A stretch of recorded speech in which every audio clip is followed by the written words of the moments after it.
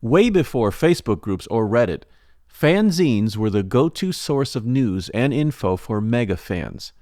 These DIY publications, made by fans for fans, served a community of enthusiasts who were hungry for more content beyond what they could get just from books and magazines. Enter Bill German. At the age of 16, Bill set out to create his own fanzine on his favorite band, the Rolling Stones, and he called it Beggars Banquet. It would not take long before he befriended the Stones themselves, and his fanzine eventually became the band's official fan club newsletter. It's an incredible story, all captured in Bill's book, Under Their Thumb, How a Nice Boy from Brooklyn Got Mixed Up with the Rolling Stones and Lived to Tell About It. It's a classic book that is absolutely required reading for Stones fans and should be in every fan's library.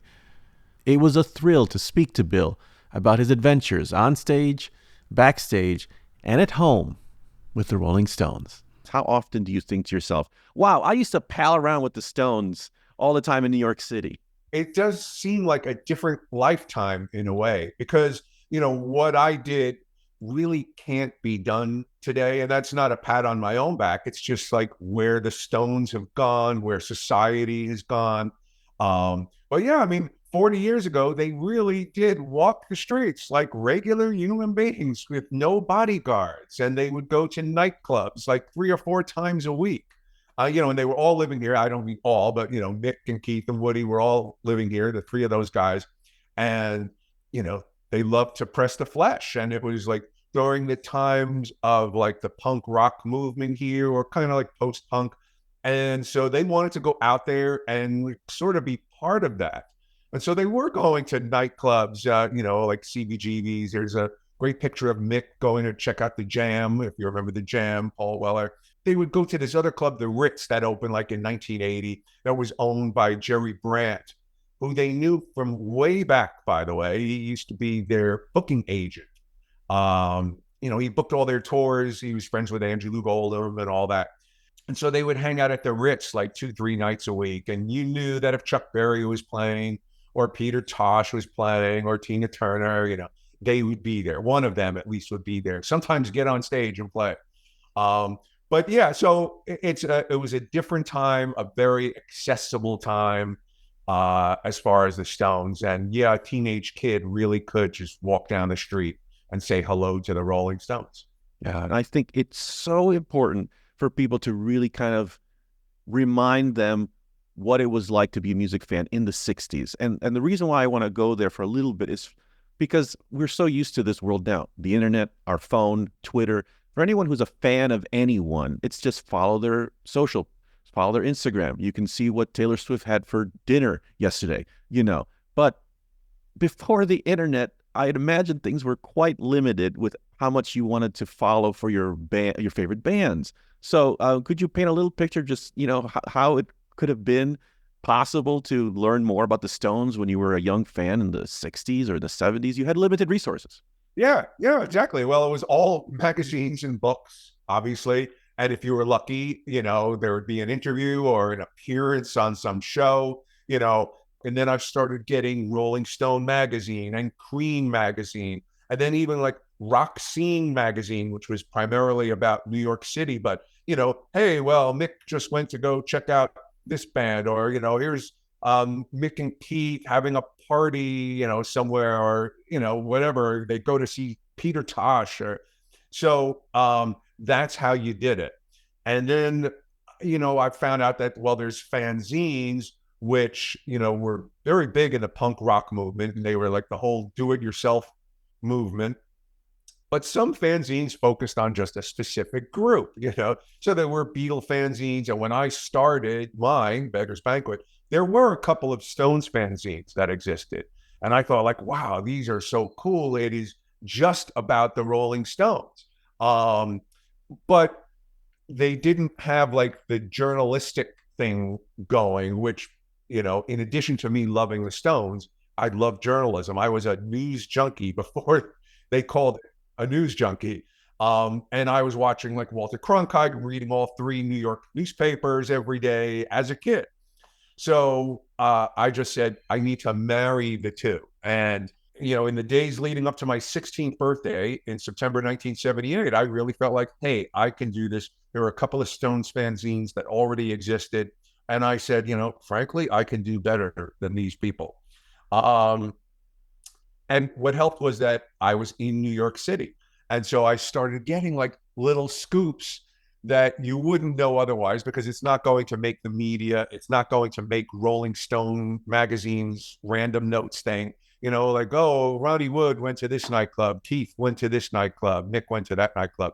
But for me, for a Stones fan, like, that's big news. And so if I put it in my little stupid fanzine, someone out in Iowa, a big Stones fan might say like, hey, wow, I would have had no idea that Mick showed up and, sang with the Staple Singers, in some small nightclub. And that's kind of like how my fanzine took off, just by word of mouth, and people saying, hey, there's this teenage kid in New York who finds out what the Stones are doing. And at first, it wasn't eyewitness reports, because I was too young to even get into some of these clubs.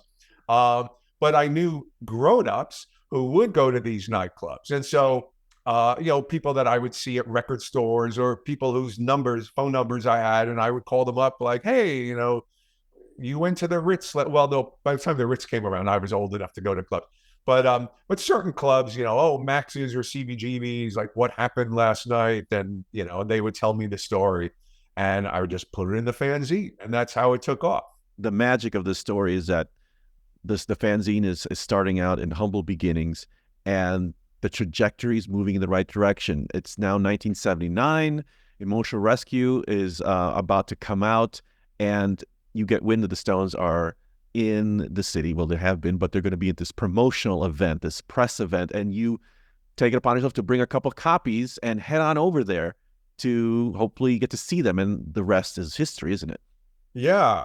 And so the thing is, I wasn't on the guest list, but I found out about this party, and it was an afternoon party, like 3 o'clock in the afternoon. And so I go and I see them walking in. So there were two limos. So Charlie didn't come to this thing, which, a whole bunch of, Charlie's quitting the Stones rumors sprouted from that. Like, literally in the next day's New York Post, it was like, Charlie Watts to quit the Stones, all because he just didn't want to take the flight to New York, or some say he missed the flight, whatever. But the other four guys were there.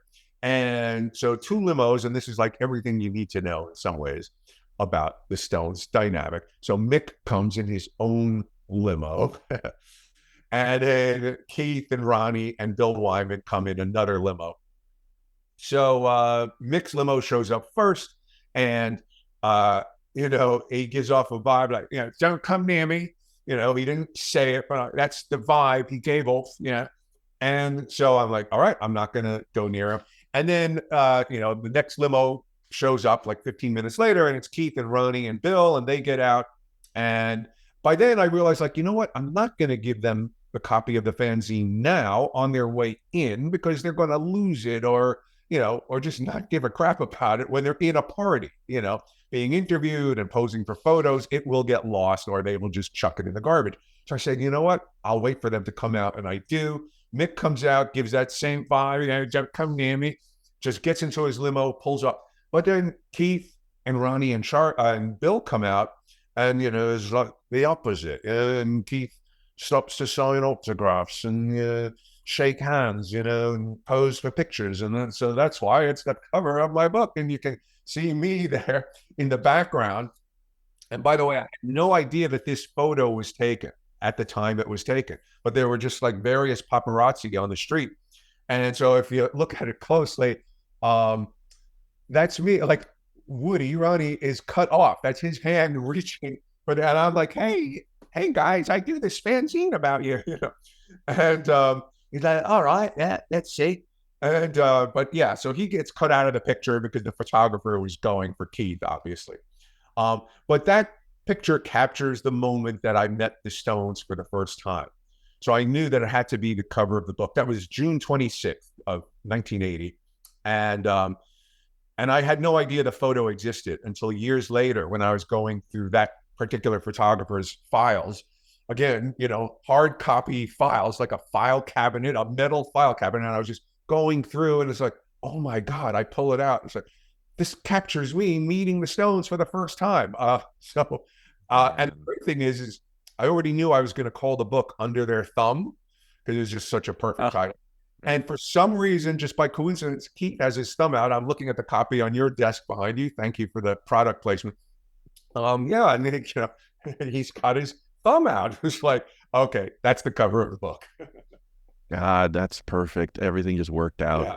And you were able to hand them the copies, and you could see them in the car enjoying and flipping through it, weren't you? Yeah. So, so Ronnie I give it to Ronnie. And the reason I didn't give it to Keith is because more people were surrounding Keith. It's just the way it was or is. And I saw a moment where Ronnie had no one around him. So I go to Ronnie and give it to him. He was with his wife, Joe, or girlfriend at the time, Joe, and give it to him. And, we make small talk very briefly. I had somehow through connections that I was making, I got a copy of the album cover, and I put it on the front cover of the issue. So Ronnie was like, hey, how'd you have that? It's not coming out till today. And, so I said, oh, I have my connections, whatever. And he says, yeah, that's good. That's good. He's just humoring me. At this point, I'm 17 years old. And it's 2 days after my high school graduation, by the way. And so he gets into the limo, Ronnie, and Keith gets into the limo, and Ronnie is like holding it on his lap. And I could just see into the limo briefly. Keith is kind of like elbowing, like, hey, what the fuck is that, man? And Ronnie's like, that kid over there just gave this to me. And, they look down at the fanzine. They look up at me. They can't tell that I'm 17 years old necessarily. I was pretty tall for my age. And, but they just like smiled at me and like, that's it. And then the limo just rides off into the sunset. But I'm like, okay, the Rolling Stones acknowledge me and acknowledge my fanzine, that I exist. That's all, we'll take it from there. And then I start going up to the Stones office, which is right here in New York. And I knew that like, hey, the Rolling Stones, or at least Keith and Ronnie, acknowledged me. They know who I am. And so now I can just go into the office and say, yeah, here's the issues. They know who I am. And, and they all said to me like, oh yeah, we'll give them the issues, And at this point, I'm 17, 18. And as naive as I was like, yeah, they're not going to pass them along. But then I start to find out that they really are, because what started happening is I got to know some paparazzi photographers who would like stake them out.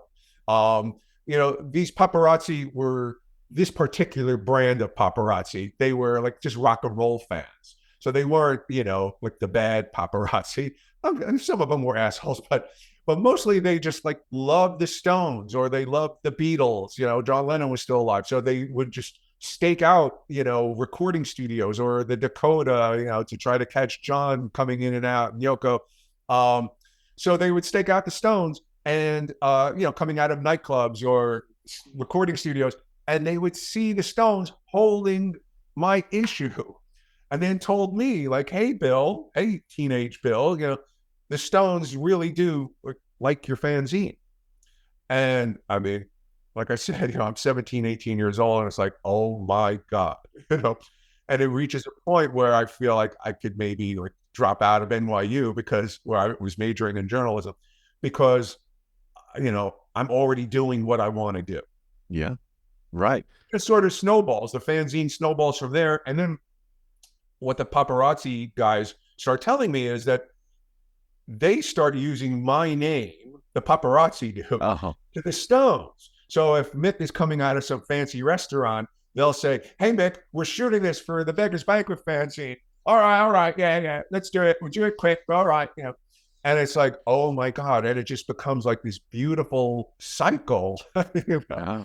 And I'm getting these photos that are exclusive photos. And so my stupid little fanzine that I'm putting together with the scissors and glue, all of a sudden is getting like these little exclusives that matter to us Stones fans. They might not matter to anybody else, but they matter to us. That Keith, got on stage and jammed with some guy at Trex nightclub, or Ronnie played at the Peppermint Lounge with some reggae band, stuff like that. And it's that beautiful cycle that you described that's snowballing into the fanzine transforming, graduating, if you will, into the official newsletter around 1983. So a few years had passed. All those seeds had Right. blossomed into a Yeah. fantastic, a tree at this point. And that must have been like the pinnacle, right? He's like, I'm in. I mean, here it was. It was official. Your work was going to be worldwide. Yeah. I think the line that I use in Under Their Thumb is, it wasn't even a dream come true because I never even dreamed it. It was like so bizarre. I mean, I was just enjoying doing the fanzine, and I realized like maybe I could do this for a living, even though I'm like literally making like a few $100s a year, you know. But and at the time I was still living with my parents. But then I move out in the summer of 1983 into Keith Richards' pharmacist's apartment, by the way. And that's not an exaggeration. If you read the book, you'll know. And I'm still in touch with him, by the way. Oh, that's crazy. That's cool. Yeah, yeah. I just saw him a couple of months ago. And because he came to New York, and he lives in Israel now. And I went to go visit him there. That's a whole big, long story that's in the book. But yeah, he became like Keith's right-hand man. He's a licensed pharmacist. So he really was Keith's pharmacist. And he let me take over his apartment on the Upper East Side of Manhattan. And I'm living there, and I get a phone call from the Stones management saying, Mick and Keith love your fanzine, and they want to make it the official newsletter. We're going to advertise it in the next album. You'll get to go to their recording sessions. You'll interview them. Is that okay with you? Yes, I think that's okay. Let me think about it. Let me think about that. And next thing I know, I am literally at Mick Jagger's house on the Upper West Side. He lived on 81st Street and West End Avenue, in a 5-story townhouse. And I am interviewing Mick Jagger. And then the same day, I am interviewing Keith down at the Stones office. And at that point, it was literally the day after my 21st birthday. And that's exactly where I want to go next, because it's that meeting with Mick Jagger. I stirred that up for you. Thank you very much, Bill. That meeting with Mick Jagger is an iconic story, and you saw Mick in a way no one else has. In the comfort of his house, right? And so he was totally relaxed, and so he and Jerry Hall, they were out when I first showed up, and some assistant lets me into the house, and I'm just sitting around. And I don't know where they were, but they come home. It was like noon time. And so, oh, yeah, hey, Bill. And he introduces me to Jerry Hall. Yeah, Jerry, this is the guy that does the magazine, and she was very sweet and all that. She gives me a glass of Minute Maid orange juice. She offers me from their fancy refrigerator. They had this like big, and now it's kind of not common, but it's like a big glass, like you'd see in a grocery store. Okay. But right, they have one, like a see-through fridge. Right. And she was pouring herself some Minute Maid, for real. It was Minute Maid orange. I remember the brand. And she offers me some, so I say yes. And then Mick says, he's like checking his mail. All right, let's do it, Bill. And so we go up these steps. And we just keep circling and circling because it was a 5-story townhouse. And we started on the ground floor, and he's taking me all the way up to the 5th floor to his private den. And the interview's going well. Oh, before the interview, he says, have you heard the new album? And of course, he doesn't mean the new album. He means the next album. So Sure. Undercover, which was going to feature the ad for my fanzine. Right. Was about to come out. This was in September. The album came out early November. So it's like a month and a half before it's coming out. Ask me if I've heard it yet. I tell him no. So he literally, plays me an advance copy. And yes, I'm sitting there saying, like, I could never have dreamt this. I am sitting, listening to the next Rolling Stones album with Mick Jagger in his house. But yes. But the thing that worked for me back then always, I mean, through the years, is that I was able to keep this inside. You know? Right. So I was cool, calm, and collected, to borrow the song title. And and so I sat there and I listened to the album. I questioned him about a few things. I remember, um, so he plays me the song "Too Much Blood," Sure.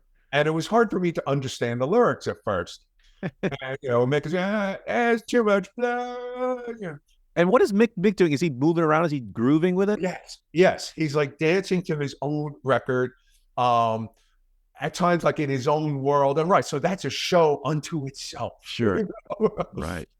And so he's doing this little dance or whatever, and he wasn't playing me the full songs. He played Okay. a bit or three-quarters of it. And so he would like go over this, old-fashioned turntable, so he's like picking up the needle, dropping it on the next song. As he would go from song to song, would he ever say, "Oh, this one's a little"? Would he explain anything or make any faces or like gestures? So right, so he played "Wanna Hold You," Keith's song album, and he was very proud. He says, "I played drums on this on the demo." I just played that demo on a radio show I did over the weekend. Well, if it's the same demo, he plays drums on it. I guess it was just him and Keith in the studio, during the early germination of that song. And yeah, so then, right, so he plays "Too Much Blood," and I say, "Are you singing Too Much Blow?"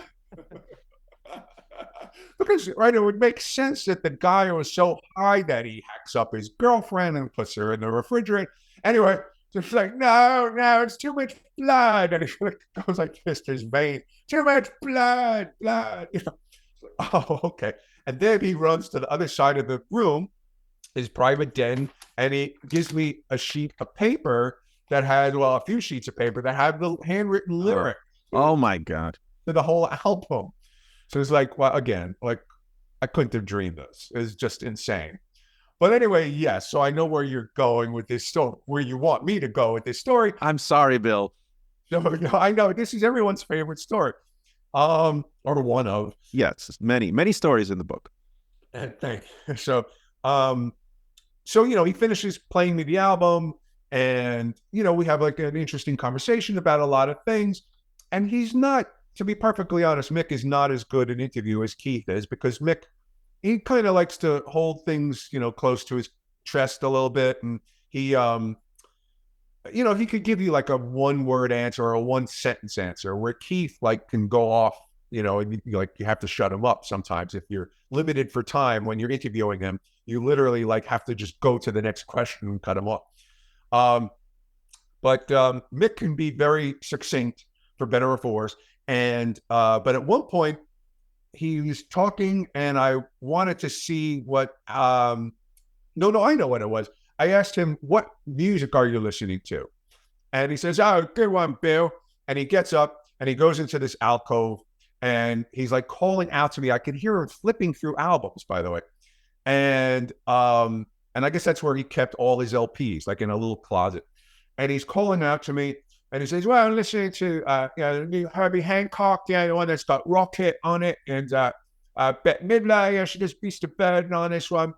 And as he's flipping through, I say, "Let me see what books he's reading." So I get up to go take a look at his bookshelf, except as I do it, I accidentally knock over this glass of orange juice that I had at my feet. And now I see my OJ like rolling down the river, onto his fancy rug, his, 16th century Persian rug or whatever.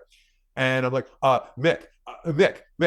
And there's no answer, because he's still in that alcove. And I'm like peeking around, like, Mick. He's like, "I'm listening to Prince. I'm listening to," oh, he's still rattling off these names. Well, no, at that point, he wasn't talking anymore. So I just there was no response at all. And it turns out he must have seen it somehow. I don't know how, but he must have seen it or been aware of it somehow, because next thing I know, he's coming back into the room and he is holding a towel, and he gets down on his hands and knees and is blotting up my mess. And I'm standing over him.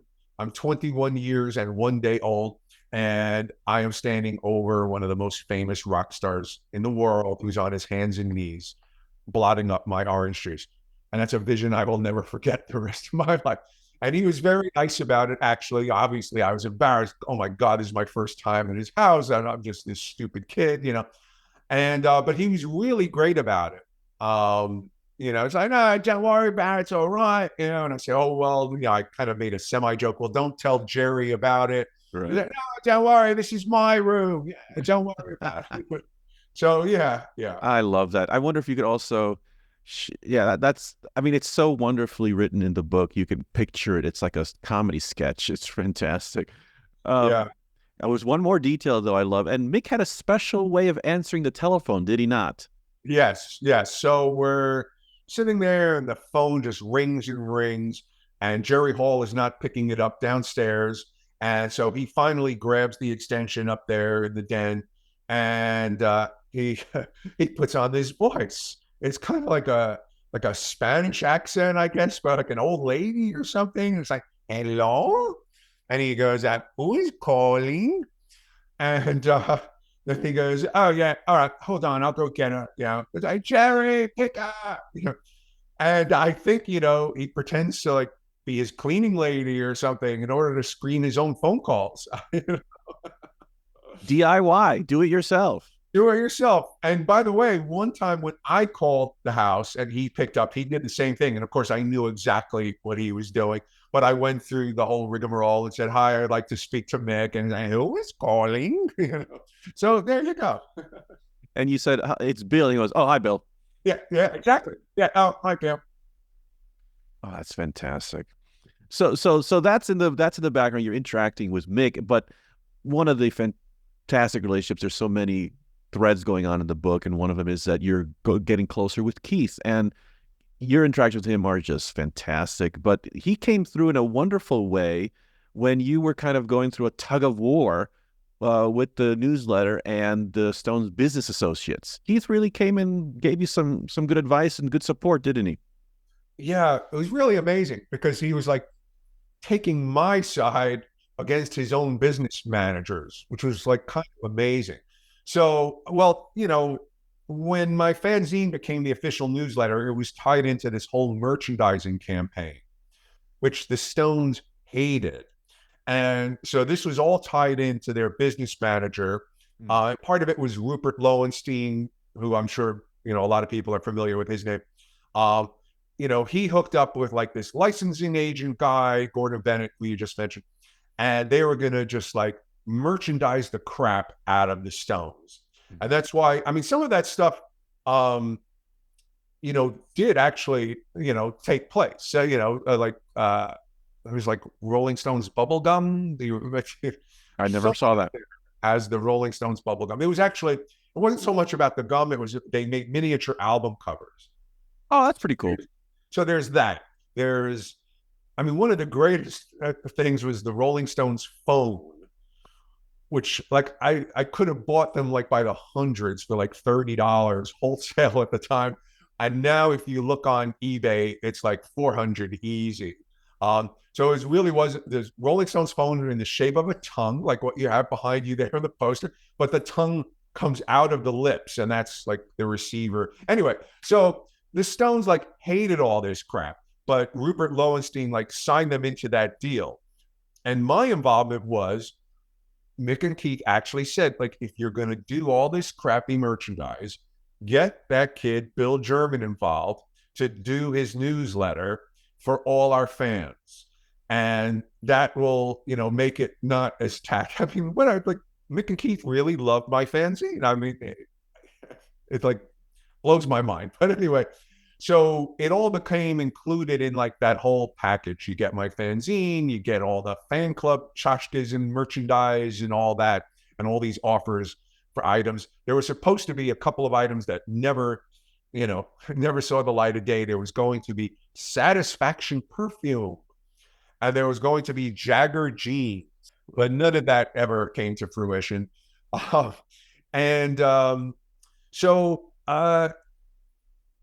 The thing is so this merchandising guy and Prince Rupert, they wanted to like sort of take control of my fanzine, long story short. And it was all like this legalese that got written up in a contract by like the most powerful show business law firm in the country, if not the world, based in Los Angeles.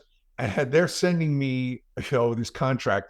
And I'm like 20, 21 years old at the time when I see this contract, like about how, the Stones organization will own all the rights and will own the rights, not just to all the future issues, but even like the back issues that I did in my pajamas, in my bedroom and all that stuff.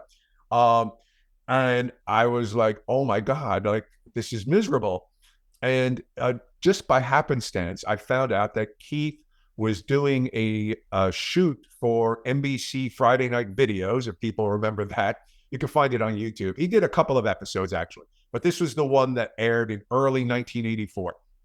So I find out that he's doing this in a bar that's literally just a few blocks from my apartment on the Upper East Side.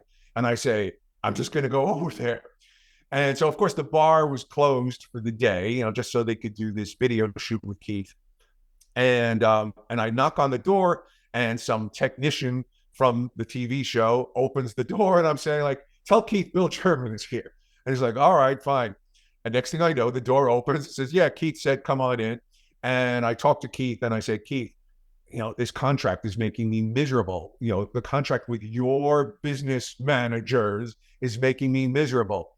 And he said, don't sign it, man, It's like, you've got the power, And he expressed to me that, that like the whole thing, my fanzine had already been advertised in the undercover album and had already gotten press that like the Stones are hiring a fan to do their official newsletter. And it was a great story. And it appeared in like rock magazines, like Circus Magazine, and it appeared in daily newspapers across the country because it was like this cute little human interest story.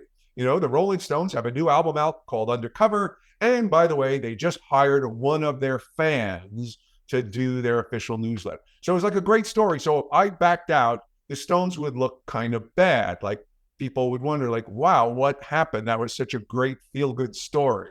And so that's what Keith told me. It's like, hey, man, you've got all the cards, And so long story short, I did not sign that contract, and we just kind of operated with a handshake agreement, me and the Rolling Stones business managers. And I never, I never got like a big time lawyer to look at the contract. Things just like, we just did it all on a handshake. But it worked, and it brought me closer to the Stones, and they really didn't like any part of that merchandising thing. The only part they liked was, they told me this was my fanzine. That's the only part of that whole operation that they liked. I mean, that's why I was there. Right. To give it like an air of legitimacy. And as Keith told me, like I have this on a cassette tape somewhere, they felt like a fan could understand what other fans want. And it's true. And I think that's the appeal of my book. Like, you were saying earlier that like you were able to put yourself in my position when you're knocking over the glass of orange juice. Because yes, I'm not some big time journalist. I'm not Barbara Walters interviewing Mick. I am just a kid. I'm a fan. And that's it. And I was put in this, remarkable, unique position.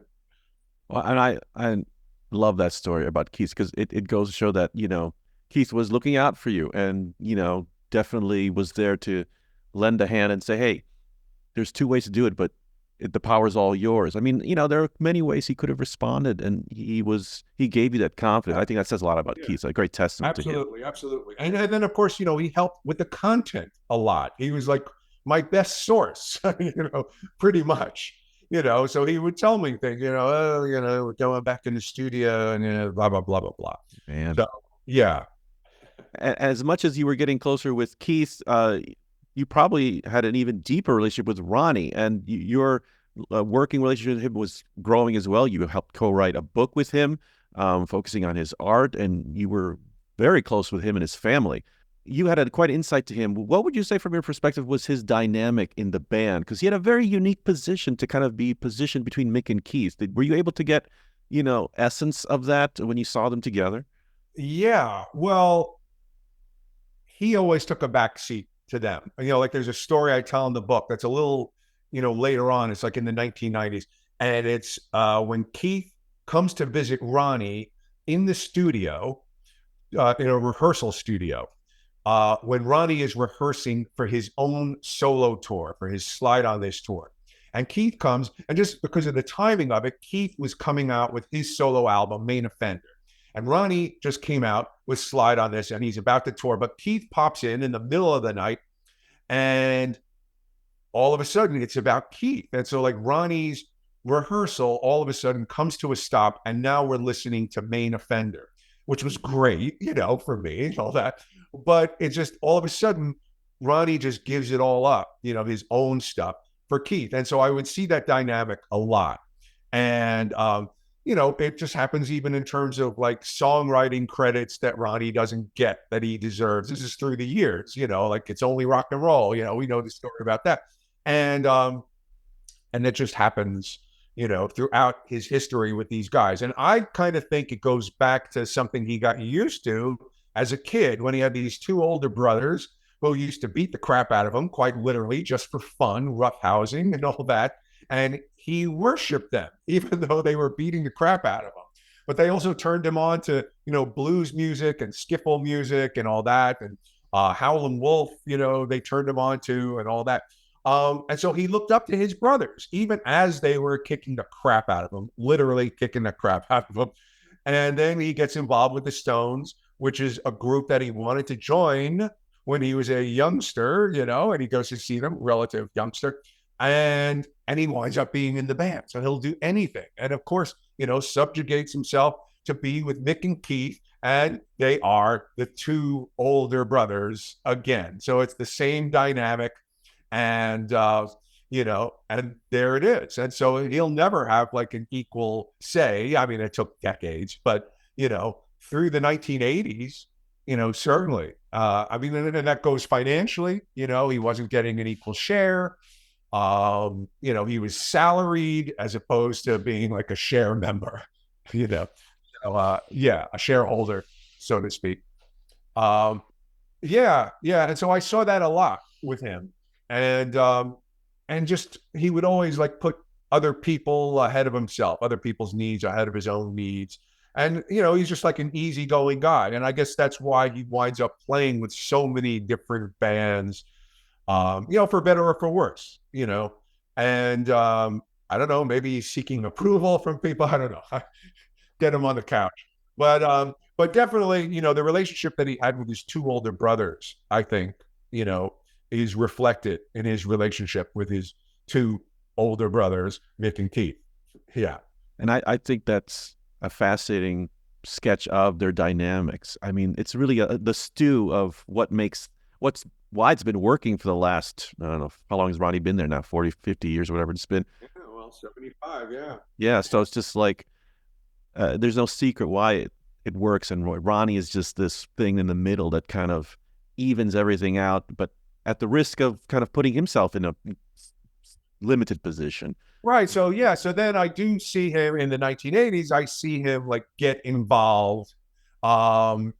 He used to call himself the Henry Kissinger of rock and roll, for better or for worse. I know Kissinger's come up recently, but yeah, and he used to try to like broker a truce between Mick and Keith. He did it also. Yeah, I tell a story in the book. He did it with Bob Dylan in order for them to play at Live Aid. He goes to Keith and says, hey, Bob would love us to play. And then he goes to Bob and says, hey, Keith wants to play. So, yeah, he was always kind of like trying to make nice with both sides. And then, that's just his nature. And it works for him. I guess moving on to Charlie then. Did Charlie ever figure out who you were in the group? I mean, he was sort of a distant, mystical figure to you, wasn't he? Yeah, I mean, it's almost like a running joke that I had all these like, near misses with him, where I was supposed to interview him, and it just never happened for various reasons. So he is like the only member of the Rolling Stones that I didn't interview other than Brian Jones. But yeah, I mean, I interviewed Ian Stewart, I interviewed Mick Taylor, and then, all the others. But for some reason, it just never worked out with Charlie. And I just felt like he was a British eccentric guy. And I had nothing in common with him as much as I worshipped and adored him. And so, and he was like the only one that I was like a little bashful around. And, and Charlie obviously was a very introverted guy. I mean, that's just was part of his nature. So I tell one story in the book where I literally sat next to him in the studio for 3 hours, no exaggeration. And neither of us got up to pee. Keith and Ronnie went in and out, but Charlie and I was sitting literally like 5 feet away, I guess, from his drum kit. And he would occasionally just look at me. We were making eye contact, but we didn't say a single word to each other in 3 hours. And then afterwards, we all went out to the lounge. Mick and Bill Wyman were not there. This is in the recording studio during the Dirty Work session. And it's Keith and Ronnie and Charlie and me, and we're sitting on these sofas in the lounge. And again, I didn't say a word to Charlie. He didn't say a word to me. And I guess Keith and Ronnie must have thought that we already know each other, so they didn't introduce us. And it just became like a running joke. I mean, I guess. That said, I was devastated when he passed and all that. But yeah, so the thing with Charlie, of course, is, everyone asks me, is it true? Is it true? What happened? And really, there are only two people who know the true story, and one of them is deceased. And so that's Charlie and Mick. And, but I will tell you this.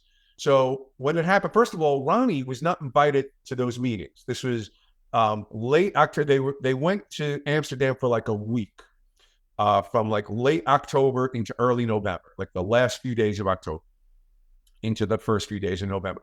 And it was basically like a shareholders meeting, because they have their companies are based there for tax purposes, are based in Amsterdam with Prince Rupert Lowenstein. And so, it's Mick and Keith and Bill and Charlie are there, and no Ronnie. He's literally not invited because he is not an equal member at this point, financially speaking. So I then hear from Ronnie, who got it from Keith, as well as from the aforementioned pharmacist, Keith's pharmacist, who also spoke to Keith. And they told me slightly varying stories, but essentially what happened was Mick refers to Charlie as my drummer. So yes, that part is true. But I'm not sure if it happened from the stories I got. I'm not sure if it happened over the phone or in person during the meeting. But somehow it happened, and Charlie just let it stew for hours. And he was already dressed. People say, but I think Keith even in his book says, then Charlie puts on his cologne and his, no, Charlie was still dressed and all that, but he was just sitting around in his hotel room, and it's just burning him up. Or maybe the phone call came. I'm not so sure. It's varying stories. But yes, he gets pissed off that Mick referred to him as my drummer. And what I heard was that it actually happened in the meeting, that Mick just said something like, oh, this shouldn't matter to you because you're just the drummer, or you're just my drummer, or something like that. But it didn't sit well with Charlie. And it was a very bad period for all the Stones, including Charlie. And Charlie goes down. And yes, and this part, I'm pretty sure it happened. Mick opens the door and Charlie attacks him. I've heard that it was just one punch, and that's it. And that there is no hanging Mick out the window or, or pushing him into a plate of salmon or something like that. And a lot of that are Keith's embellishments, and God bless Keith. He's a great storyteller, great raconteur, and comes up with these stories. And Keith said something about his jacket, that Mick was wearing his jacket. The end of the story, this part syncs up, is that, and this is why I question Keith's version of the story, is that the whole punchline of the story is that Keith runs into Charlie in the hallway when Charlie is coming back and says to Charlie, where are you coming from? Because it's 3, 4 in the morning. And Charlie says, I've just punched Mick Jagger in the face, and just keeps walking. And that part of the story, I'm pretty sure is 99% true. Or what I mean is that one syncs up. from both Right. versions of the story that I got, meaning Keith did not witness it. So again, but Keith embellished, right, muddy waters, painting the ceiling, Right. and all that. And there were things that Bill Wyman has told me directly that, like, Keith got it wrong, or Keith is embellishing. Hitler dropped a V1 on my bed. But again, these are great Keith stories, and it fills a book, and it was a great book and a bestseller, and sold 100 times more than my book. And he goes on talk shows and tells great stories. So, but like I said, the point that I want to bring to this is that I'm pretty sure Keith was not there, because he runs into Charlie in Right. the hallway of the hotel and says, "Where are you coming from?" And Charlie said, "I just punched Mick Jagger in the face." So, Man, the only reason why, well, it's a great story. So it can never be overtold, that story. You can hear countless times. And the reason why I want to bring it up is because Mojo Magazine recently brought the story up again to Mick just a couple months ago. okay. Yeah. And I don't know if you happened to catch the article, but Mick wants to blame it on Keith's embellishments. And he was very defensive about it happening. And I wasn't surprised. I doubt you're surprised by hearing Mick react that way. Yeah. Too. Yeah. Well, yeah, Mick is going to downplay. I mean, Mick is not big into historical stuff and stories and anecdotes to begin with, which is why he's never come out with a book and probably never will.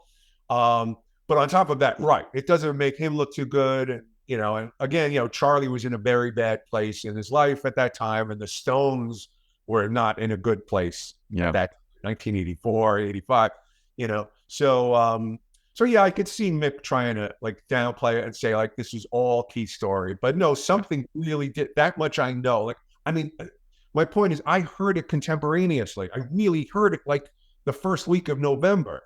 Like, like Keith came back to New York and tells Woody what happened, tells Ronnie what happened, tells the pharmacist guy what happened, and I hear it from both of them. And even though their stories differ slightly in the middle, they both come together, ending with Keith in the hallway running into Charlie after it happened. So whatever, but the point is, it happened. Yes, Charlie did hit Mick somehow, some way. I don't think he hung him out the window, and I don't think he pushed him into a plate of salmon, but he physically attacked Mick, which is a reflection of what was going on, dynamically in the band at that point. Well, it's a fantastic story, great legend. It'll continue on. Yeah. Like I said, there's only two people who know the truth, and one of them is passed. Yeah. So, and if Mick isn't telling, then we'll never know. As we wind down, I've got a couple random questions for you. Like, who was the bigger goofball, Keith or Ronnie? Ronnie. Intentionally, but yeah. Goofball, I mean, yes. What was Mick's sense of humor like? Did you get a sense of that?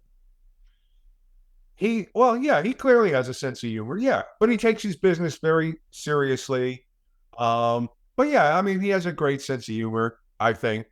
And I think he's mellowed in recent years from what I could see. I mean, I haven't like hung out with him in a couple of decades or so, or whatever. But I think he's mellowed and maybe become like a good dad and granddad and all that kind of stuff. Yeah. I was wondering, did you happen to pour literally everything you had in this book, or are there maybe one or two that you purposely saved for yourself and you just prefer no one else know except yourself? No, I think I poured everything in. There are some like little stories that like didn't make it in. I'm not sure what context to put them in. But like there's one. Okay, I'll tell you. There's one. I was flipping through Facebook and someone posted the Aha video. Remember, or you're too young to remember. Take on me. Take on me. Oh, that sounds familiar. Does that ring about that? Yeah, it was really big in the summer of 1995. Okay. And it's half animation and like half of an actress. I don't even think you see the band member. Anyway, it's just like it's kind of symbolic of like tacky videos of the mid 80s. But anyway, it reminded me of this funny story that I didn't put into Under Their Thumb because it just didn't move the narrative. But at one point, I am in I am in the lounge of RPM Studio, where they're working on the Dirty Work album, and it's just me and Keith and Ronnie, and Keith is sprawled out on the sofa on his back and asleep, or what we assume, he's asleep. And Ronnie and I are watching MTV, and that video comes on, and Ronnie says, "This is my cigarette." Ronnie says, "I like this video, and I think maybe we can do something like that for ours. For our next one, we do half animation, half us, And Keith hears that, which we thought he was dead asleep, but he opens one eye and he says, "No, the fuck not." And then just closes his eye and doesn't say anything else. Just, "No, the fuck not." Anyway, end of the story is, sure enough, the next video is the Harlem Shuffle video. And there is half animation, half live action. So there you go. Whoops. But I let that story out of the book. But there, I just gave you a little nugget that I don't think I've given anybody else. But because you asked that question, and because I just saw that video come across my vision a few days ago, made me think of that story. I love it. Thank you, Bill. I'm going to do, as we close here, I'm going to do my James Lipton impression. Could you attach just one word to each stone as I mention them? I'm sorry to do this. Okay. Sorry to do this. You ready? Okay. Keith. Authentic. Sincere. Authentic. Yeah. Charlie.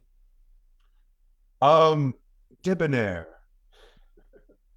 Ronnie. Because you said it. Goofball, but in the best possible way. Mick. Charismatic. I love it. Bill, to say the least, this was a huge thrill, absolute fun to be with you and to spend some time with you. Can we tell everyone where to find you for more information about the book and just yourself? Yeah, well, BillGerman.com, my website. I haven't updated it in a while, but there's a lot of fun stuff on there. You can also find me on Facebook. And by the way, I respond to like every email that I get. I'm really good with that. It might take me a couple of days, but you can email me through there. Or just find me on Facebook under my own name. There is also an Under Their Thumb Facebook page that I don't really update that much. And the book, you can find wherever you like to buy books. And actually, so it's in some brick and mortar stores like Barnes and Noble. But what I have discovered is that they have it for some reason not under R for Rolling Stones, but under G for my last name, Bill German. So try either one. Try the R's or try the G's if you are an old-fashioned person and going into a brick and mortar store like Barnes and Noble. But it's also available on their website and all the usual suspects wherever you want to buy it.